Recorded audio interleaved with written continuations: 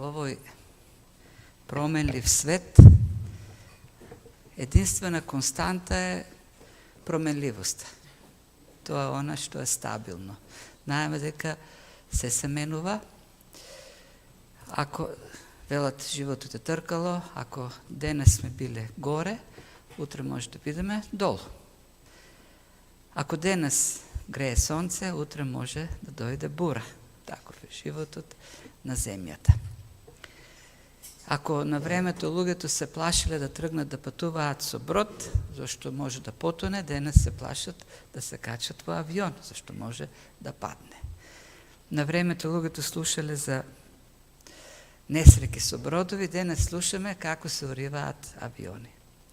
И бидејќи ни е туѓо така некако чудно да слушаме за тонење на бродови, зашто сме навикнати да слушаме за авионски несреќи, вистината дека многу повеќе луѓе се удавиле и биле изедени од риби, отколку што изгореле или се урнеле со авиони. Дури во древноста, бидејќи толку било опасно патувањето со бродови, морепловците имале изработено карти со црни точки. Денес има црни точки на патиштата, кои се опасни за коли, за сообраќај. Во древноста имало црни точки, и не во древноста, црни точки за опасни води. Интересно што на голем бродолом, несреќа со Титаник, кој што ја знаеме, патувал низ безбедна рута, не биле на црна точка. И сепак се случила несреќата. Едно од тие опасни места за патување било и Галилејското езеро, иако така не изгледа, можеби, на прв поглед, но било на мапите на опасните езера. И тогаш веројатно и денес. Изгледа мирно, како стакло, површината на езерото, меѓутоа знае ситуацијата брзо да се смени, зашто ништо не е стабилно на оваа земја. И тоа го искусиле учениците. И она што ќе го видиме во текстот денеска е таа непостојаност, нестабилност во светот и која се покажува таму на тоа езеро во патувањето на учениците и единствената константа на која можеме да се држиме, а тоа е нашиот Бог. Не бојте се, јас сум со вас, вели Христос, како централната мисла во целиот овој текст. Значи, учениците тргнуваат на пат во едно убаво, пролетно, јудејско или галилејско попладне и нешто наеднаш се менуваат. Тој убав, пријатен ден и таа мирна пловидба се претвора во опасна за животот. Почнуваат да се борат дали ќе останат во живот, дали ќе обстанат. И овој текст можеме да го ставиме во категоријата на хорор текстови, зашто навистина има страшни сцени, многу страшни сцени. Сето тоа се случува, како што реков, минатот пат се сеќавате, говоривме за чудото, четвртото чудо на Христос, запишено во 6 глава, првиот дел, каде со само 5 леба и 2 рибчиња нахрани илјадници луѓе. 5000 мажи плюс многу други жени и деца. И тоа чудо беше навистина големо, навистина оставило впечаток кај луѓето, таков впечаток што тие, гледајќи ги другите чуда, во Матеј, например, Марко пише дека и многу луѓе исцелуваше, секој што ќе се допреше до него пишува, беше излекуван. Многу големи работи се случува во Галилеја. И народот доби веднаш политички амбиции, еве го Месијата, еве го новиот Јуда Макавејски, кој, како оној што не ослободи од елинското робство, така сега овој Месијата ќе ги избрка римјаните и ние ќе имаме, бидејќи наближува Пасха, еден нов Мојсей, кој ќе симнува леп од небото и ќе нахрани, ќе налекува.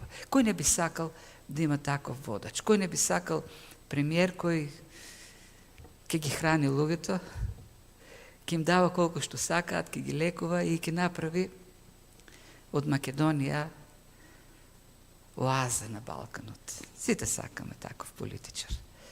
И тие посакале и пишува на мислија, почнаа да го барат за да го постават за цар, да го крунисат. Политичките идеали действуваат како опиум на народот, повеќе од религијата, нели, како што вели Маркс. Вистински опиум, тоа го гледаме и ние во реалноста и денеска, колку човек може лесно да биде завладеан во една политичка кампања, од идеологија и да се залета. Не го даваме Самуил, ама си ги даваме децата да не ги газат на улица. Не го даваме Гоце, ама то нема во ѓубре. Нели? Тоа е политичкиот идеал е поголем од она основното што ни е важно, екзистенцијално за животот. И знаејќи таа опасност, Господ Исус Христос го растора од тој голем хепенинг. Илјадници луѓе се собрани таму на источниот брег на Галилејското езеро. Убава атмосфера, еуфорија политичка. Таму се учениците. И Христос што им вика на учениците? Ајде, во бродчето и ќе се одите во Капернаум. Овдека во текстот во Марко не го пишува тоа, во Јован, меѓутоа, ако видиме во Марко, пишува дека Христос ги качи на бродчето и ги прати. Додат од другата страна. Не сакаше да бидат таму учениците. А и тој самиот се сокри. Пишува дека се качи горе на планината. Јован пак не ни ја кажува причината, меѓутоа, ако читам во Марко, Матеј, таму пишува дека отишол да се моли. Со други зборови учениците ги испрати и тој самиот се тргна. Дори народот не забележал. Следниот ден кога ќе се разбуди, ние ќе го видиме тоа во продолжение на текстот, тие ќе го видат дека го нема Христос меѓу нив. Да, виделе како учениците си тргнуваат со бродчето, меѓутоа Христос остане и го нема сега и почнуваат да го барат. Зошто го направи тоа Христос? Тоа е ситуација кој секој со политички амбиции би ја искористил. Еуфоријата е така на високо ниво, ентузијазам, екзалтиране народот. Зашто знаеше дека колку е сето тоа опасно и за учениците, меѓу другото. И затоа, уште на почетокот, тој направи се за да ги сруши таквите нереални очекувања. Да, тој дојде да биде ослободител, но дојде да биде поинаков ослободител. Така што ќе се принесе како откупна жртва. Не со војна, не војувајки, туку самиот, поминувајќи низ бурата на страдањето на крстот, одејќи по бурата на Божиот гнев. Тоа е контекстот на случувањето.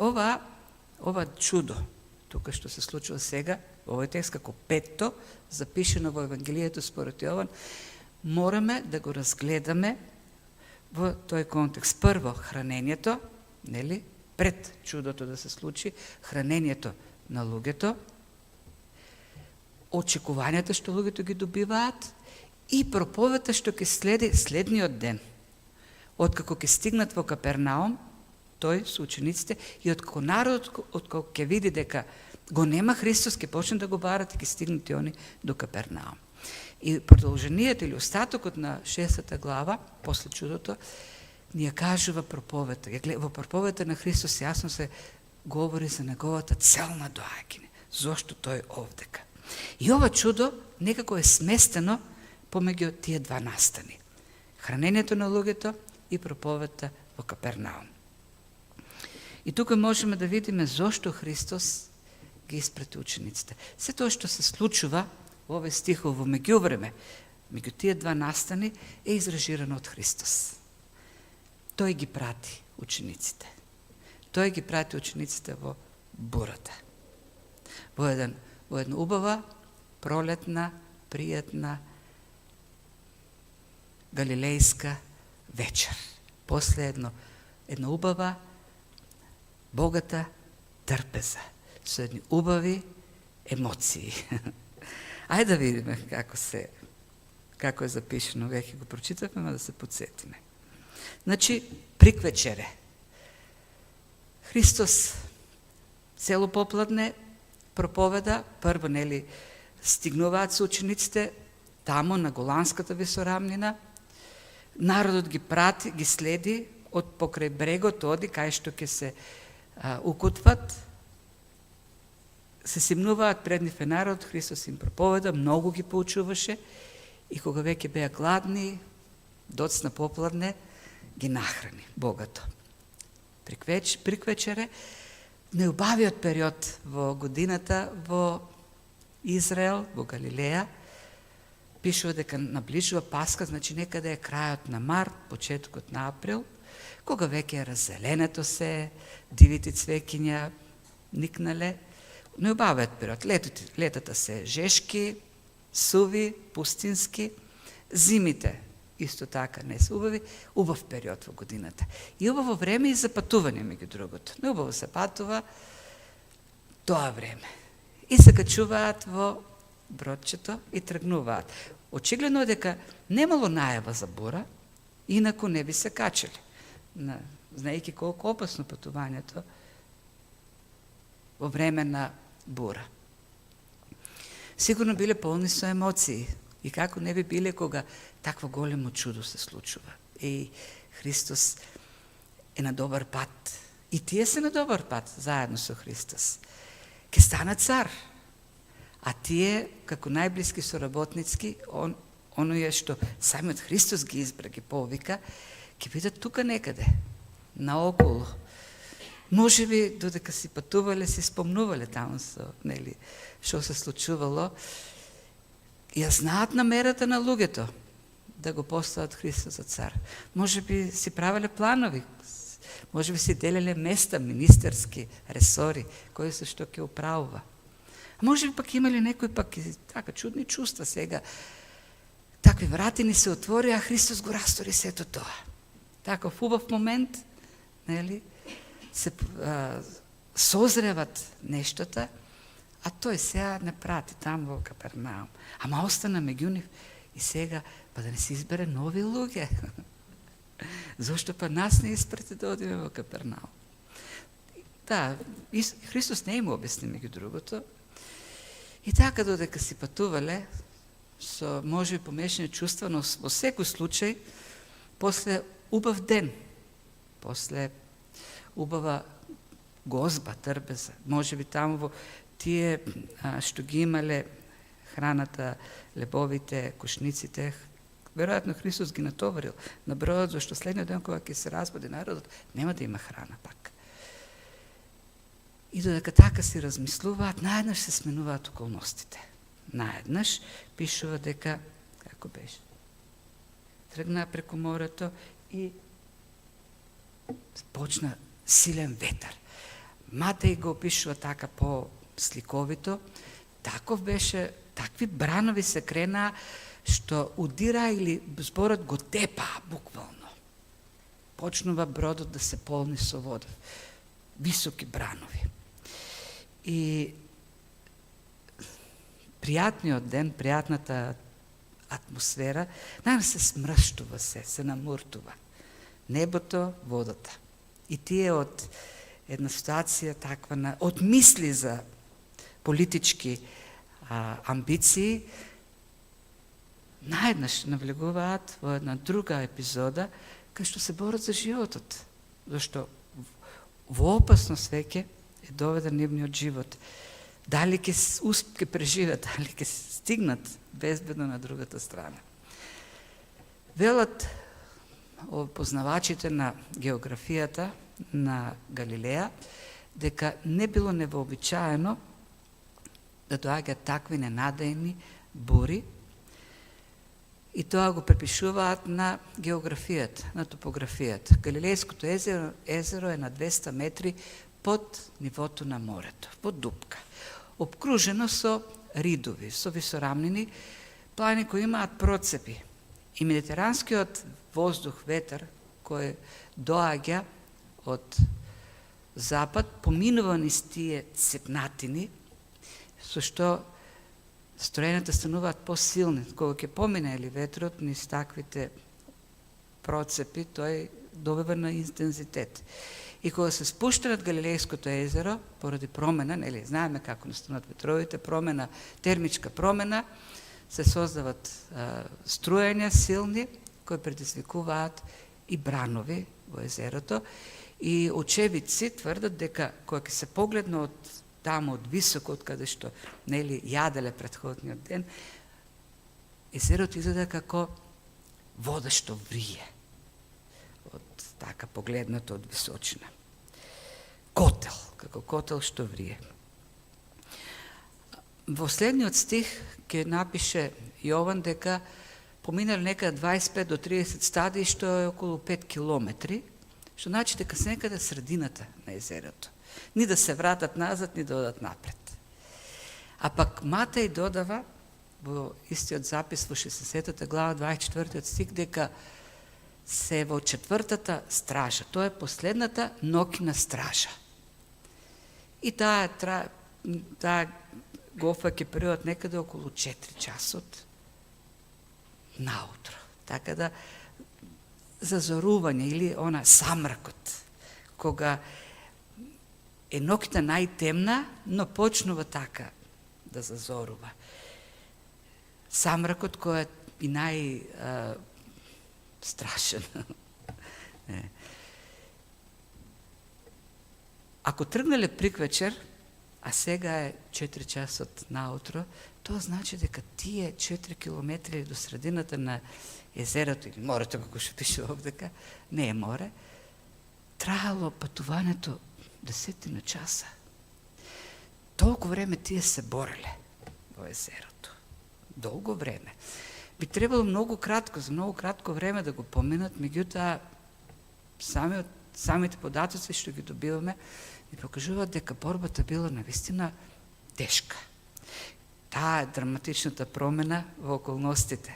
Од нели на врвот на тркалото сега, таму покрај Христос кој што храни во убавото галилејско попладне сончево, сега се мокри, измрзнати, уплашени и прашање дали ќе преживеат. Таква е ситуацијата.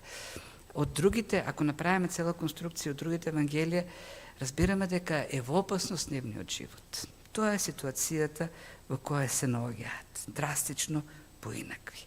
Темни, мокри, смрзнати, во борба за живот, неизвестност. Што ли се вртело во нивните мисли в тој момент? Кој ги прати? Кој ги качи на бродот? Исус ги качи. Може би си кажеле, кој ѓавол не тераше да тргнеме? Не ги тераше ѓаволот. Христос ги натера. Па кој ѓавол, па Христос го натера да го направи. Ма нели Христос знае се? Христос знае ли дека ќе се случи бурата? Дошле ли сомнежи во умовите на луѓето? Не знаеме, ама знаете кога доаѓаат такви моменти тешки, ми ние си поставаме такво прашање. Зошто Христос не се качи со нив? И тоа е прашањето. Ги остави сами да се борат во бурата. А тоа остана таму, со толпата. Многу чудна ситуација во таа нагла промена. Кај е мудроста на Христос во сето тоа? Кај е Бог? Нели е тоа прашањето? Тоа е прашањето што ние си го поставаме. Неволите доаѓаат, кај е Бог? И не само што доаѓаат, туку стануваат и пострашни, потешки. По-безизлезна е ситуацијата, а Бог го нема никаде. Тонат, а Бог го нема во сето тоа. Навистина, кај беше Христос? И што правеше Христос во тоа време? Христос, и Јован го пишува, и другите евангелисти се качи таму на високото. Таму од каде што има добар поглед на целата ситуација. Го гледаше езерото, гледаше брановите. Сега било темно, но Христос во својата божественост знаел се што се случува таму. И тој ги прати таму во езерото. И што правеше Христос горе? Марко вели, се молеше. Беше таму да се моли. Се молеше или за учениците? Сметам дека се молеше и за учениците. Па нели тоа е нашиот првосвещеник, на кого ништо не му бега од погледот, ништо не се сокрива од неговиот радар, така и Јован го представува во првата глава на Откровение. Неговите очи изгледаат како фарови, светлина и се гледа. Дори таа ноќ, мрачна, бурна, тој гледал. И се застапува како нашиот првосвещеник. И тој не беше изненаден. Тој предизвика да се случи тоа со намера. Ке видиме, контекстот е многу важен овдека. Во кој момент го дава тоа, таа буре дава Господ Исус Христос. После еден настан во кој што има екзалтација политичка. Го најдовме царот. Ке бидеме големи во општеството. Ке седиме на престоли сите ние. Не очекува добра иднина заедно со Христос. Христос врши се според својата волја. И ова беше во рамките на неговата волја. И тој прави се да содействува до нашето добро. Зошто им го даде тоа? И во таквиот момент им го даде. Знаете, да, ние духовно растеме, духовно се градиме преку Словото, молитвата, во заедништвото со Бог. Меѓутоа, така да кажам, суплементот, духовниот суплемент кој придонесува за созревање, растење, се бурите. Она што јас лично сум го разбрал, па и Словото го открива тоа, не го крие, дека растежот, созревањето духовното доаѓа во бурите. Како што бурата предизвикува близина со Бог, заедништво, искусување на Божјата благодат и милост, никоја друга ситуација не го прави тоа. Христос ги турна таму во бурата, буквално ги турна, за да научат која е нивната служба, како тие ќе ја служат својата служба, кои се начините тие да се издигаат се повисоко и високо. Неопходно да зрее духовно верниот човек. Зрелост, издржливост, истреност, тоа се гради во бурите. Не може морнар да стане добар морнар ако само на сувото на брегот весла со кајчето. Знаете, јас колку имам веслано во животот, на мојот веслач дома, километри. Ништо не знам од веслането. Да ме качат во најобична лодка, кајч нема да знам да веслам. Ама сум веслал многу на суво. Треба да влезеш во водата, во бурата. И таму во бурата се гради еден искусен, зрел морнар. И Христос, овие морнари, не се мозен, езерджии, зашто биле повеќето рибари од тој крај, Бог сакаше да ги научи да бидат добрите апостоли. Таму, во бурата, да бидат добри апостоли. Еремија, плачејки на маките што Бог му ги даде, во 3 глава, 7 стих, во плачно. Еремија вели, ме огради се од зид и не можам да излезам, нема од кај да се проднам. И не само што ме обгради со зид, туку и со тешки вериги ме окова. Ти го направи тоа, Господ, вели Еремија. Да, Бог некој пат знае да не обгради со зид, најтешки вериги да ни стави. И кога го прави тоа, тоа е таму, за да направи нешто во оковите, во зидовите за нас. И во таквите мигови, за да станат нештото уште пострашни, хоророт да стане уште поголем хорор, се појавува Христос.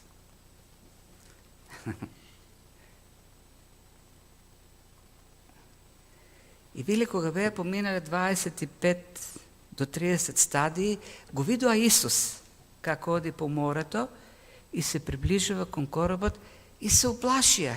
Како може се уплашат? Сега Христос доаѓа да ги спасе. Сега, ке видиме ние зошто се уплашија. Матеј јасно кажува зошто се уплашија. Го видува апото. Да. Интересно, после, кога доаѓа Исус? Тие 10 часа се маче у водата. 10 часа се бореа. И после 10 часа, еве ти го доаѓа Христос да ги спаса. Зошто не дојде на почетокот? Знаете, една од карактеристиките на Христос е тоа што тој така си ноншалантен, си доцни. Таков е. Во Евангелијата, да, дојде учениците и му рекоа: Господи, Лазар е болен. И Исус рече: абе умре, не е болен. И не отиде, чекаше да го погребаат. И не само да го погребаат, и уште 4 дена. Колку беше таму? 4 дена. И потоа отиде. За да научат и Марта, и Марија, и учениците, да научат нешто. И тука чекаше, за да научат учениците. Бог не доцни всушност, не. Да, Бог ги провлекува, ги одолговлекува работите и дури не ги одолговлекува. Тој прави се да се случува на точното време, за да се исполни неговата цел со нас, да го направи она што тој сака да го направи. Одговара на начин на кој сака. Учениците овдека научија лекцијата. 10 години подоцна, после овој настан, 10 години, сега не знаеме точно колку, го знаете случајот во Делата 12 глава. Ирод го уби Јаков и народот го одобри тоа. И се рече, па сега и Петар ке го уби, ми го затвори. Го стави во затвор. И чекаше да помине Пасха, за да го екзекутира. Не знаеме колку време бил Петар во затвор, меѓутоа и Христос, Бог не действува никако. Последната вечер, часови пред да биде екзекутиран Петар, праќа ангел. И во каква состојба го затекнува Петар, ангелот? Петар спие. И дури не може да го разбуди. Ке треба клоца да му удри во ребрата, за да го разбуди. Толку длабоко спил. Неколку часа пред да биде екзекутиран. И си мислам, каков човек може да спие така длабоко? Сигурно немало во тоа време апчине за спиење. Тога, каков човек може да спие во таква ситуација? Човек кој целосно се предал во Божите раце. Човек кој созрел во својата вера во Господ и се предаде. А овдека што се случува 10 години порано, кога го видува тој што доаѓа во водата. Заедно со учениците пишува се уплашија. Во Матеј, ако читаме, се уплашија. Го видува, пишува како оди по морето, се уплашија зашто рекоа привидение, призрак, дух. И то зборот што овдека тие го користат е фантазма. Значи, призрак. Духовите се призраци. Не, така е во митологијата, во народните верувања. Тие се призраци. И така изгледал Христос. Пак, нели, да се подсетиме, тука е некада 4 часот наутро, кога се гледа, ама не се гледа. Она Twilight, како се вика? Самрак е. Дува силен ветер, бранови. Христос, како секој друг маж во тоа време, во март месец носел бела вакво облека, бел фустан, како да го наречеме, мантија. И може да се предпоставите таа мантија како се мафтала од ветрот. И тој се носи така, над водата, над брановите. Имало високи, тој сурфал, бил над брановите. Не било мазно езерото. Пише дека кога се качи Христос, тогаш се стигна. Кога се качи во коработ, бродот. И тие гледајки, се движи бела силуета, си рекле, ова е призрак, апото. Семитските народи имат страфот моринјата од водата, од да се за нив водата, морето е асоциација на нешто страшно, бездни, давењето. Не се морепловци, воопшто сите тие семитски народи, не се како шпанците или скандинавските народи. Се плашат. Има митови изградено тие народи за морски, духови, чудовишта и така натаму. Има страв. И учениците кога го виделе тој призрак си помислиле, еве, доаѓа сега, не може да биде од страшно пострашно. Ај како рибари, може би некако ќе се спасиме од давење, ќе успееме да се фатиме за нешто, ама еве сега доаѓа ова призракот, тој ќе не изеде. Крај, од тоа нема бегање. Кој може да избега од призракот? Страшна ситуација, многу страшна. Нема спас. И пишува, Матеј тука вели, се уплаша, ама во Матеј пишува, извика, не извика, зборот е продолжува, вриска од страх. Може, значи, ова е хорор, ама има и комични хорор, комедија хорор. 12 мажи во бродот, како врискаат сите. И тоа мажишта, рибари, врискале. Дух, фантазма, ке не изеде.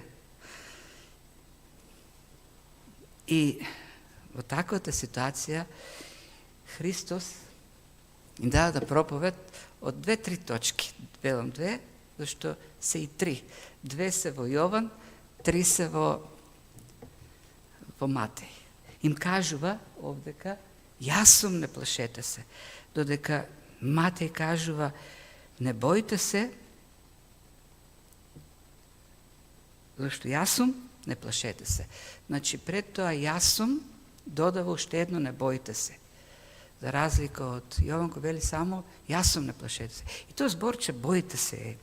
Така, не точно не бојте се, зборчето ја одразува, сака да одрази чувство, расположение, кое е спротивно на стравот. Тоа е зборчето. Тоа е, не бојте се, туку радувајте се, бидете спокојни, бидете добро расположени, так, убаво да ви е, смирени. Ако стравот е неспокојство, овој збор значи спокојство. Бидете спокојни, зашто јас сум. И затоа не треба да се плашите. Тоа е оно што го кажува ова. И овдека, се тоа не е едно од 7-те јас сум, зашто он е познати 7-те јас сум на Христос во Евангелието според Јован, го поистоветуваат, преку нив Христос се поистоветува како Јахве, кој е нешто. Јас сум левот на животот, ќе каже ова проповед што ќе следи. Јас сум добриот пастир, јас сум вратата и така натаму. Овдека тој се представува само како јас сум, тоа е секако пак асоциација со Јахве, и може би требало со тоа ученици да се сетат на Исаја, кој им вели, запишен ли овдека, да, Исаја кој токму таква ситуација пророкува и вели, а сега вака, вели Господ, кој те создаде, Јакове и кој те образал Израеле, не плаши се, зашто јас те откупив, по име те повикав, ти си мој. Преку води ли ке минуваш, јас сум со тебе. Преку реки ли тие нема да те потопат. Не плашете се. И затоа не случајно во многу од ситуациите Бог ветува сигурност во такви ситуации. Води, бранови, бездни, многу води кои потопуваат и така натаму. Јас сум во тие ситуации, во тој страв голем што го имате, јас сум со вас. Заштита од Бог. Радувај. Не само што не треба да се плашите, нели вели Христос во Матеј, туку напротив треба да бидете мирни, дури и да ви е пријатно во таквите ситуации, со добро расположение. Ова е она што го кажува Христос, и Петар си прави сега херменевтика на Христовите зборови. Христос кажа, не плашете се, јас сум, радувајте се. И сега која е анализата на Петар на оваквиот повик на Христос? Рече, Господи, ако си ти јас сум, тогаш заповедај да дојдам кај тебе по водата. Ова е пример како не треба да се толкува еден текст. Христос им каже, не плашете се, бидете спокојни, нема да се удавите, јас сум. И Петар, кој во многу ситуации гледаме дека устата му е побрзо од умот, веднаш рече, сега јас треба да испитам дали навистина е така. Ке разбереме дека е така ако и јас можам сега и дадеш таква власт да можам да одам по водата. И Христос што му кажа? Добра, ајде, тргнувај. Тргнувај, ако тоа е твојата импликација на текстот, т.е. на проповед, на она што јас го кажав. И што се случува? Излезе од коработ и тргна по водата. И сега ово е текстот од Матеј. Да. Тргна по водата, дојде кај Исус и застана. Не знаеме колку чекори направил. Од тоа што може да го видиме од целиот тој текст, Христос е тука веќе во непосредна близина, на една рака, да кажеме, растојание. Во сите текстови, ако споредиме, пише дека тргна да оди. Не знаеме дали правил чекори, не знаеме. Значи дека се симнал, скокнал. Тој не може да се симне, скокнал во водата и не пропаднал, туку застанал. Застанал Петар. Тој е Петар, тој е папата на Рим. Кој друг може да биде папа на Рим? Оне што оди по вода, кој друг одил по вода? Сигурно си се замислил сега вака, ево. Контекстот е таков. Исус е царот. Тие се најблиските соработници на царот. Кој би требало да биде така на невисокото место? Кој ќе е првиот представник на царот? Па тој што стои на водата и не пропаѓа. И во еден момент Петар го свртува погледот кон брановите и почнува да пропаѓа. И почнува да вика во страв. Кога некој се дави, како вика. Да. И Христос пише само протегна и го крена. Тука биле некаде и го качи на бродот. Добро, како можеше Петар да стои таму и после да пропадне? Која е причината на вистина? Да, требало да има голема вера за да стои, за да стане под него водата тврда и да не пропадне. Таа вера од каде дојде? Кој заповеда тоа да се случи? Христос заповеда. Побара да заповеда Христос. И во моментот кога тој ги сврте очите од Христос, пропадна. Христос е почетникот, начинателот на верата, ама Христос е и завршетокот на верата. Христос ни дава вера да го почнеме нашиот живот во спасение и нашиот живот во спасение продолжува преку верата во Христос и нашиот живот завршува со верата во Христос, гледајќи кон Христос. Петар застана и заборави од каде доаѓа таа способност да стои таму. Ги виде, ги сврте погледот и почна да тони. И тоа е една од лекциите овдека.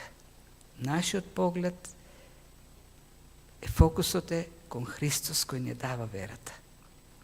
Нема да ги изодиме бурите, да ги поминеме без верата во Него, тоест без седништото со Него.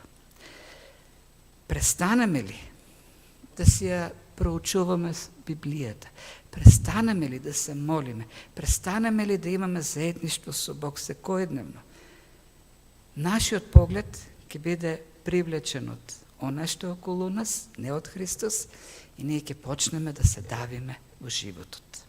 Ние треба постојано, секој миг, да се надеваме на Бог, а тоа не е можно ако ја затвориме Божјата уста, затварајќи го Словото, тргнувајќи ја Библијата од нас. Клучно е да си ја читаме Библијата со верата, со едината, со Духот кој работи во нас кој не преобразува, не зајакнува, не прави посилни. И во бурите кои што доаѓаат, остануваме на површината, нема да потониме, бидејќи преку вера тој не држи. И тоа го покажа Петар, кој тонеше тамо и се давеше и викаше во страв, потоа спиеше спокојно во келијата, ноќта пред да биде екзекутиран. И текстот завршува, докажувајќи релативноста, Ајнштајновата теорија за релативноста на времето. Вели, тие сакаа, и тука зборот е тело, телео, волја. Голема, со голема волја, со голем копнеш, посакаа да биде тамо. Го посакаа, покрај нив да биде. Голема желба. Знаете, со голем мерак. Голем копнеш за Христос. Посред бура. Тоа е копнешот што треба да го имаме ние. Силна волја за Христос да биде покрај нас. Изразија таква силна волја. И Христос се качи и пишува, веднаш пристигна коработ до брегот каде што оде. 10 сати весла, и тие 10 сати сигурно им изгледаат цела вечност. Предпоставам зашто во бурата 10 сати изгледаат многу вечност. А кога беше Исус со нив, кога се качи, за миг, збор што овдека, што пишува веднаш, значи, ние користиме такви изрази, додека да трепнеш, се случува нешто. Многу брзо се случува. Од Мате, ако читаме и Марко, ќе видиме дека, всушност идејата дека се успокоило морето, тие спокојно се стигнале таму на брегот, каде што тргнале. Не е тоа чудо. Не значи дека веднаш се, она, како се вика, кога се преместува телепортација, нема телепортација. Сака да каже дека спокојно, брзо отидоа, многу брзо, за разлика од претходното патување. Или покрај Исус, времето поминува пријатно, брзо. Не е здодевно. Ако како велеше, кој беше илустрацијата на Ајнштајн, ако на 10 минути на забарскиот стол, на стоматолошкиот стол, изгледаат како цела вечност, а саат со саканата поминува како еден миг, нели? Тоа е релативноста. Или со други зборови, еден час проповед како секунда, зашто со Исус заедно во Божјото присуство нештата поминуваат пријатно. Не ги ни усекиме колку брзо поминуваат. Нели така, еден саат проповед ништо не е. Да. И така завршува оваа петто чудо. Пак ќе кажам, мора да го имаме предвид контекстот. Четврто се извинувам. Сите чуда, петото, ова е пето, четврто беше храната. Сите чуда, Јован на крајот кажува, се случуваат за да се види на крајот дека Христос е Синот Божи, кој дојде да донесе спасение, за да поверуваат во Него, верувајќи во Него, да имат живот, да имат вечен живот. И тоа чудо беше со таа намера. Да се покаже неговата власт. Власта што има Јахве, власта што има Бог. Тој е божествен. Меѓу другото, Јов го опишува Јахве како оној што оди по бранови. Вели, 9 глава, 8 до 10 стих. Тој сам ги раснува небесата и оди по морските бранови. Тој ги создал големата мечка Орион и Плејадите и звездите на јужното небо. И пак гледате овдека, илустрацијата е за морепловство. Не. Зашто сите тие звезди служат на морепловците за ориентација, што се овдека запишени. Врши големи дела, неиспитливи и чудесни, безбројни се неговите чуда. Тоа е Христос. Создателот врши безбројни чуда, кој оди по морските бранови. И овдека се покажа Христос уште еднаш како Бог. Единството со Отецот. Неговата целосна божественост. Направи чудо пред учениците, пред толпата, и ова е првото чудо што Христос го прави така некако само пред учениците. Тоа чудо го видел само учениците. И тоа беше за нив наменето. И пак ќе кажам во тој контекст, после големото чудо, најмасовното чудо, пред најголемата публика што е имал Христос, и овдека во сред езеро, во бурите. И пак, нели, контекстот да се вратиме. Учениците и народ има очекувања. Христос е царот кој ќе го ослободи. Христос е Месијата. Христос ветува добар живот на земјата. Ке нахрани, ке не лекува, ке ни даде, ке бидеме супериорен народ. Христос не остави заблудата кај луѓето. И веднаш им покажа дека тој не е ослободителот кој со војска и со борба носи физичко ослободување, тоа ослободителот, спасителот кој самиот треба да помине во бура, во најголемата бура. Бурата на Божиот гнев предизвикана од човечкиот грев. Да, тој не потона во бурата, зашто е од таа бура, тој ја победи таа бура, го донесе спасението. Начинот на кој што Христос ќе исполни таа мисија не е седејќи на престол, туку страдајќи на крстот. И не само тоа, туку тој требаше на учениците да им покаже дека и ти нема да седат на престоли, како негови апостоли. Туку и тие ќе го живеат, ќе вршат својата служба во бура, постојано, во бури. Зашто тоа е реалноста.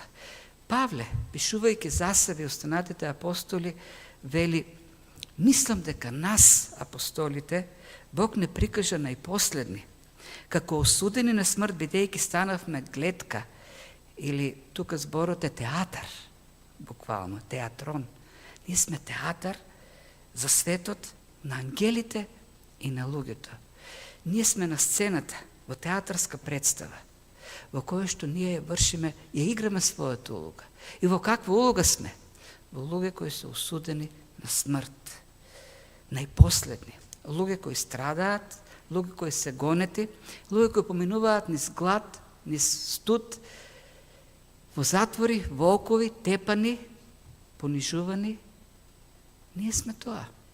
Тоа апостолството, вели Павле. Тоа го пишува на оние лажни апостоли кои велат: не, апостолството носи супериорност, носи убав живот, добар живот. Христијанството е живот во бури, секојдневни бури. Ние секојдневно војуваме. Тоа е вистината за христијанството. Христијанството не е живот на просперитет, земен, туку христијанството е живот на секојдневно војување. Ние сме војници во војна. Секојдневна духовна војна. Кога Христос ги повика учениците, им рече: секој ден ќе треба да го носите крстот. Секој ден. Секој ден ќе умирате.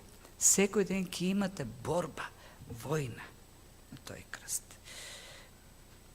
Павле вели: се сораспнав. И сум таму сораспнат со Христос, за да не живеам јас, туку Христос да живее во мене. Тоа е христијанството. Не се постигаат целите на Христос кои ги има за нас во нашиот растеж, во нашето зрење, во нашиот карактер, на суво, на безбедно, на спокојно. На високите цели Бог ги постига за нас во бурите, туркајќи не во бура, не на престоли. Голема е заблудата на современото христијанство. Голема е измамата на голем дел од современите проповедници кои говорат за благослови во материјален, физички смисол. И велат: дојдете кај Христос и ќе бидете богати. Нема да имате проблеми. Ќе просперирате. Ќе бидете глава, не опашка. Современото христијанство во голема мера, за жал, нуди нереална слика. Ги лаже луѓето, ги мами. После таков голем момент на, така да кажеме, слава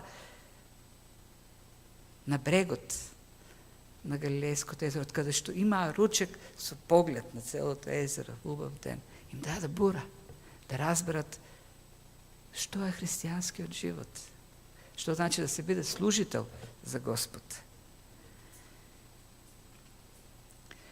Еден од така позначајните проповедници од 19-тиот век од Данди, Роберт Мекчен, решил, така ентузиазиран од читањето на Римјаните 11 глава, каде што Бог ветува просперитет на сите народи, доколку евреите поверуваат, решил да оди во Израел и таму да служи како мисионер. Имал многу тешка, меѓу другото, служба и пишувал постојано својата заедница во својата црква во Данди. И она што основно постојано го потенцирал е: подготвувајте ги христијаните за тешки времиња, зашто ние не сме подготвени за тешки времиња. Сватив сега кога отидов таму да служам. И ако тој го пишува тоа пред 200 години, на почетокот на 19-тиот век, што да кажеме ние денес од 21 век? Не сме подготвени за тешки времиња. Знаете ли, нашиот фокус, нештата околу кои се расправаме ние како христијани, докажуваат дека не сме подготвени за тешки времиња. Знаете што? Некои начини Бог ги изработува само во тешки времиња. И ако ние самите не се починиме да созреваме во тие убави благодатни времена, тој ќе ни ги даде тешките, зашто е добриот татко кој ги сака своите деца и ги дисциплинира. Се плашам дека не сме подготвени и ние за тешки времиња. Но не треба да се плашиме. И тоа е другото. Јас сум, не плашете се. Јас сум семокниот Бог. Тука сум, меѓу вас. И во долината на мртвата сенка, вели Давид, додам, не се плашам зашто ти си со мене, пишува. И потврдува Христос, јас сум со вас, не плашете се. И тоа не плашете се, интересно овдека граматички неправилно малку го пишува Јован, и некој вел тој не знае добро грчки, не грчки, ајде. Тој го пишува продолжително време. Никогаш не доаѓа страв кај вас. Тоа да биде вашата константа во животот. Доброто расположение, отсуството, да не се плашите.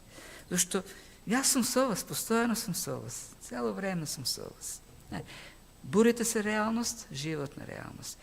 Тие доаѓаат, може да дојдат во еден сончев, убав ден, кога ни е најдобро, кога сме на врвот на тамо горе на таркалото и знаеш се сврти се и да паднеме во бурата.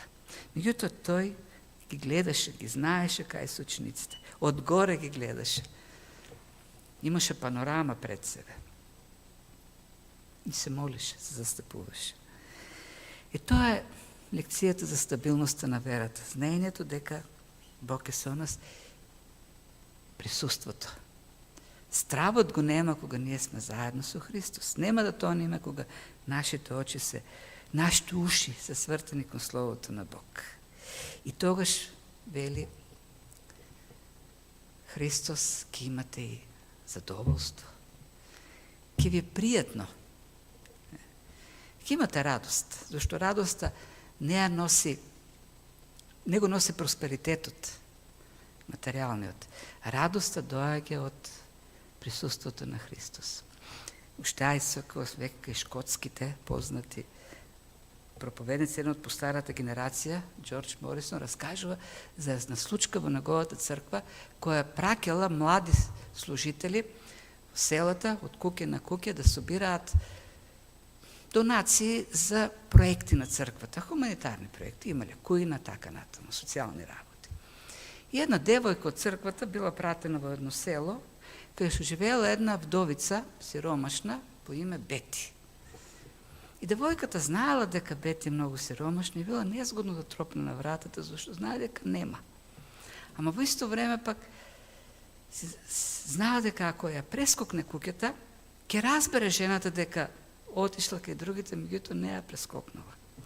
И така се усмеја. Тропнала на вратата, натре седала старицата, си пиела чај, прашала која и кога разбрала кој тропа, покрила масата, шолјата со крпа, отворила, поканила и додека барала таму низ кујната нешто да даде, девојката седела и така од љубопитство кренала по кривката да види што има и во тој момент повлегала и старицата, жената.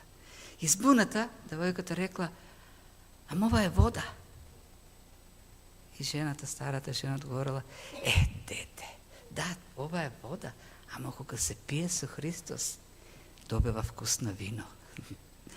Тоа е присуството, дури и во бедата, дури и во тешките ситуации, во бурата, со Христос има убавина.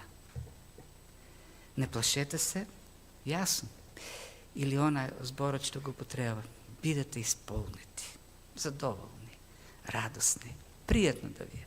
Дури во бурата, зашто јас сум со вас. И нека Бог ни дава мудрост, навистина, да се насочуваме кон вистинското, да го придобиваме вистинското во животот со Христос. Она што навистина носи радост, вистинска радост. Она што не гради како луѓе, како личности. Тоа се случува само во едно вистинско заедништво со Христос. Господ да не води во таа насока, да ни дава мудрост. Па да се молиме.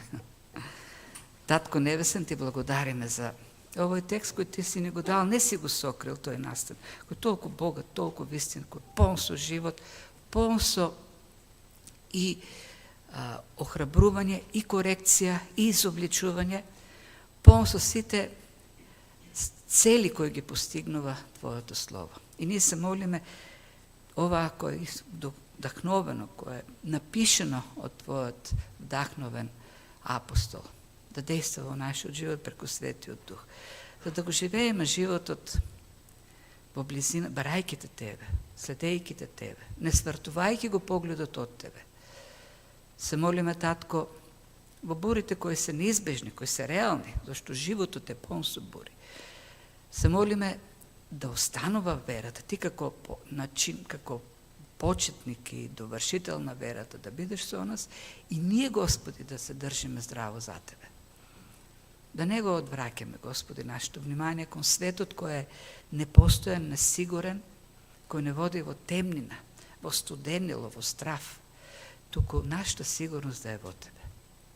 Се молиме, Татко, оние што се во бура некаква, оние што се во притеснение, нека, Господи, бидат охрабрени од Твојот Дух, бидат охрабрени од Твоето Слово. И нека, Господи, миговите кои ги поминуваат во страв, во неизвестност, Ти да действаш посебно во таквите ситуации со Твојата благодат. Да даваш повеќе благодат, зашто Ти си ветил преку Словото дека таму каде што има слабост, уште посилно действа Твојата благодат. Максимално. За да зајакнеш, да утврдиш и од тие ситуации да извлечеш зрелост, посветеност, сведоштва за Твојата добрина, за Твојата љубов. Се предаваме во Твоите раце, Татко, и го бараме сето тоа во името на нашиот Спасител и Господ Исус Христос. Амин. Амин. Ајде сега ќе го славиме Господ.